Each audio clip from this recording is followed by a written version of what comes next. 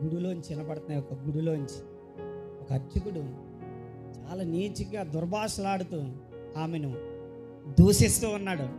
ఆమె ప్రతిరోజు అలాగెళ్ళి ఒక చిన్న హాస్పిటల్ ఉంటే హాస్పిటల్లో సేవ చేయాలి, కుష్ఠరోగులకి సేవ చేయాలి. మదర్ తెరీసా చాలా ఇదిగా ప్రతిరోజు అలవాటు ప్రకారంగా ఆమె తిడుతూ ఉంటే కొద్ది రోజులకి ఆయన కనబడతలే. అక్కడ ఒక వ్యక్తిని, గుడి దగ్గర కూర్చున్న వ్యక్తిని పిలిచి అడుగుతుంది, రేయ్ విన్నావా?